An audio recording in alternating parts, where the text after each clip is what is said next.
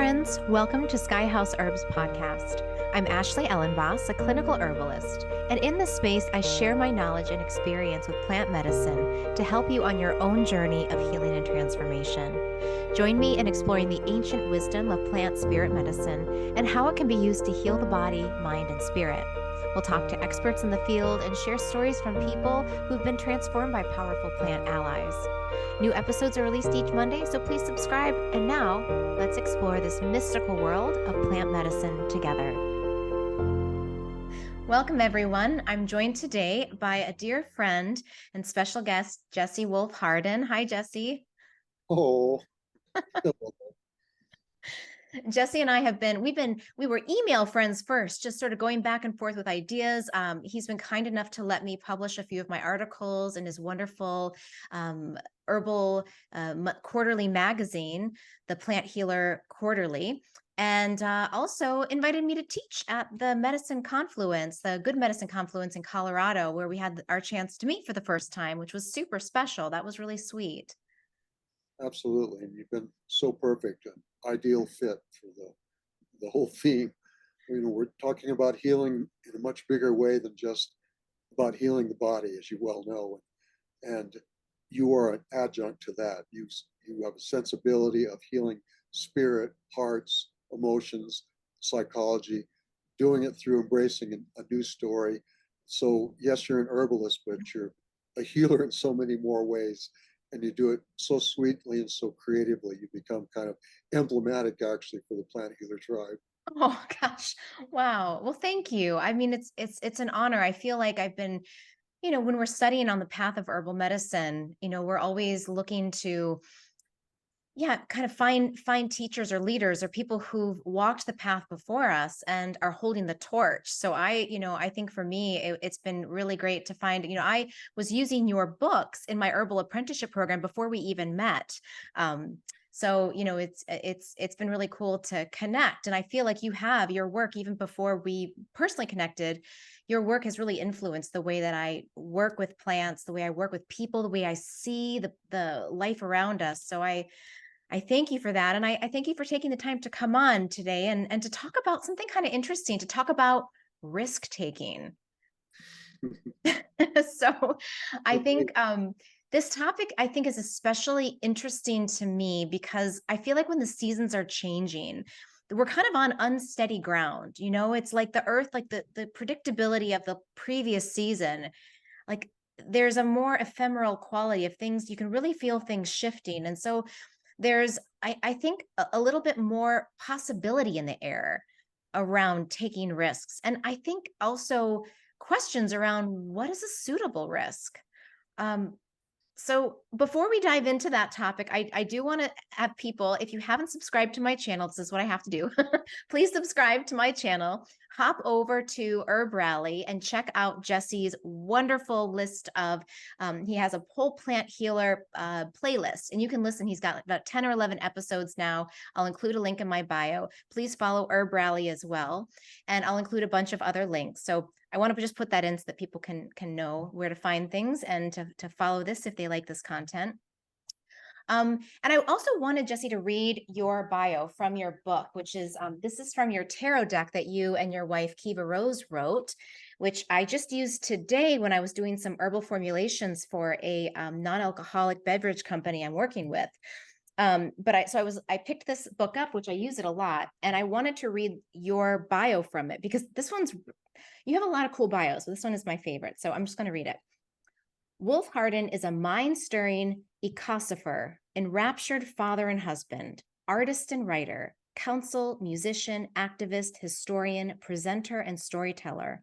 The author of over 1,000 published articles and more than 25 books, including Wonderments, Kindred Spirits, The Practice of Herbalism, which is the one that I use in my program, The Healing Terrain, The Medicine Bear, and The Plant Healer's Path, available through the online Plant Healer bookstore and from distributors, including Amazon. So welcome officially. Thank you for letting me read that beautifully written bio. Oh, thank you. I'm honored. So tell me what's on your mind? Like, what is risk and why do we take it?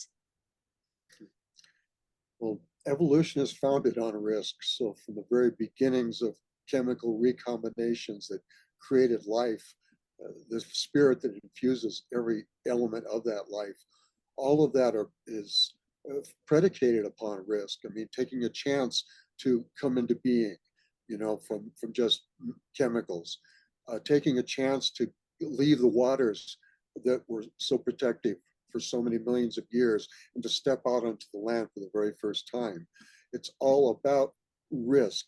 So with transition of any kind, including transitioning into a more whole and healing and healed state, are all predicated on risk. What's important is that we understand that that risk entails that we make it as deliberate and purposed as possible. So it isn't that we're just vulnerable as we walk through life. Certainly we are. That just makes us less secure, though, to sense that.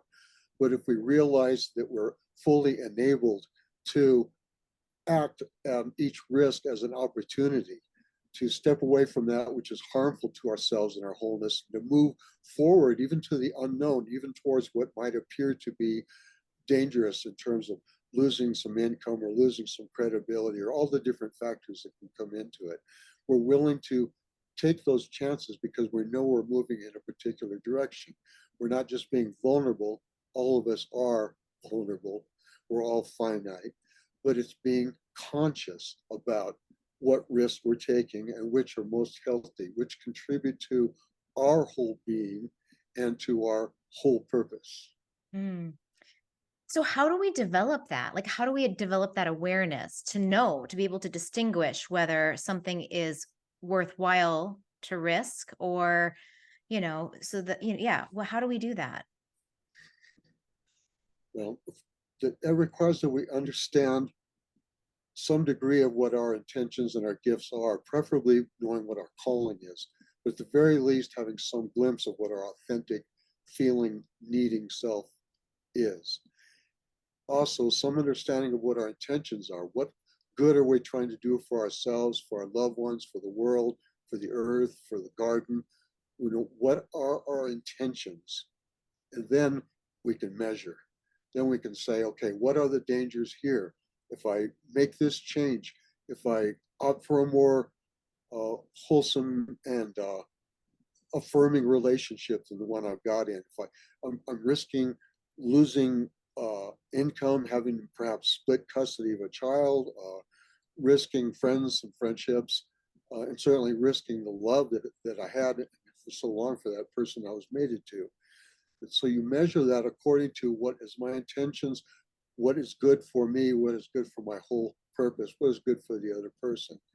Then you're willing to make those risks, possibly accept those consequences, because the end is what you're moving towards, and you feel strongly in your heart that you're moving towards it. So we have to do two evaluations. One is, what are we seeking? What are we intending? What are we hoping for? What can we give?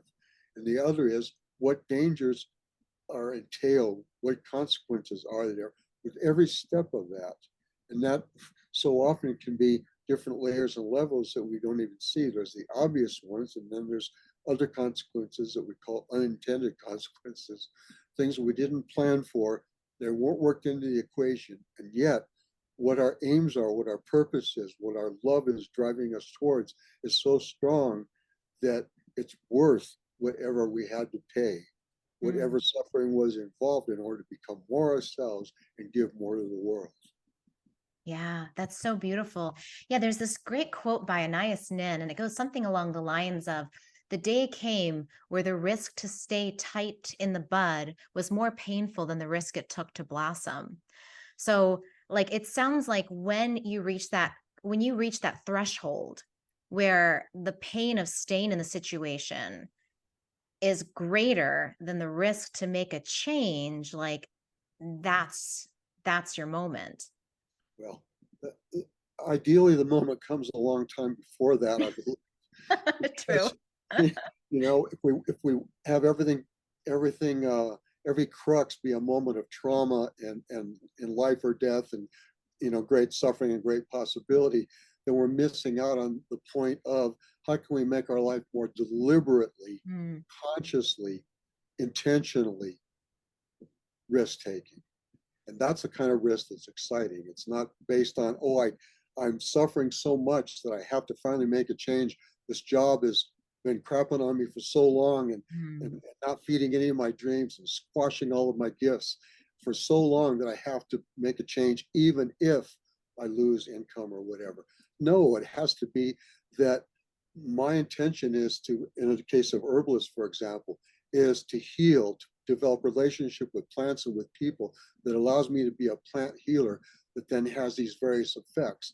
And because of that, long before this great suffering, you can say, I would be glad to give up these things, have less income, only half the income I did, to have my mother wonder what the hell I'm doing with my life.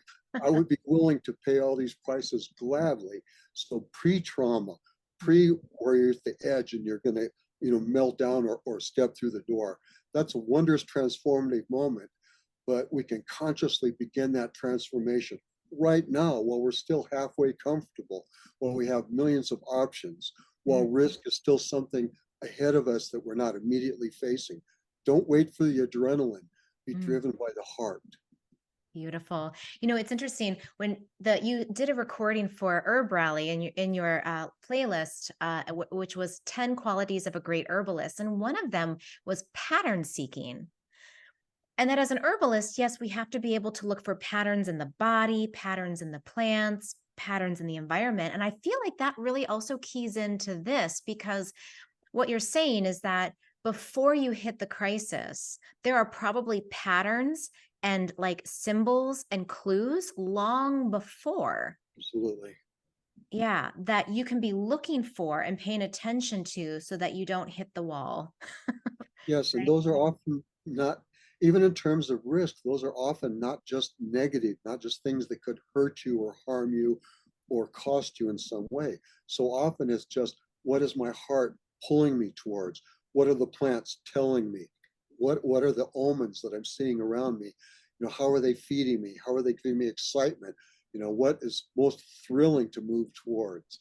All of these things are just as important as what price will I pay? It's how can I possibly be on this earth for only 70, 80, 90 years and have these gifts of awareness and be in this sacred body in this miraculous world and not act on our dreams and not do whatever it takes to follow the omens, to follow the clues, to understand and recognize the patterns, the ways we fit in them, and where those threads can take us. Because part of it is being fully embodied, the other part is where we're going. That's the becoming, that's the evolution, that's the purpose, that's the mission. That's That's so delightful as hell. I love that. That is so beautiful and so inspiring. And I'm sure for our listeners, some of them are looking to make a big change in career. Maybe the plants have been speaking to them for a long time and they're like, you know what? Yeah, I want to start acting on this now. Or maybe they're an artist and they've been making art for years, or they're a musician. And I love what you're saying because if a person's following their heart and they're trusting the signs and they're listening to the wisdom and they're using their discernment, right, to see when the risk is a wise one to make, really anything's possible. Yeah. Absolutely. Yeah. Thank you Absolutely. so much. This has been such a gift. I know it's a shorter one today, but I thought it would be fun to just dive in and let Jesse do like a wisdom drop for y'all. um, because I think, if you're on the edge and you're thinking of making a change, re-listen to this a few times and see how it might help inform the next step. So Everything around you is a message that's trying to tell you something, and that's as much delight as it is anything to be concerned about. Embrace that delight, look at those signs, follow that path wherever that takes you. That's wondrous, that's delightful. mhm. Thank you so much, Jesse. I'm going to include a bunch of links to you so people can find you and your work. You're an incredible writer, and please check out his books. If you're into tarot, his Hedge Oracle deck is amazing. I'll include a link to that as well. And yeah, Jesse, thank you for hopping on today and for talking with us. And I look forward to having you back on again soon. Thank you so much. Thank you, everybody. Thank you, everyone.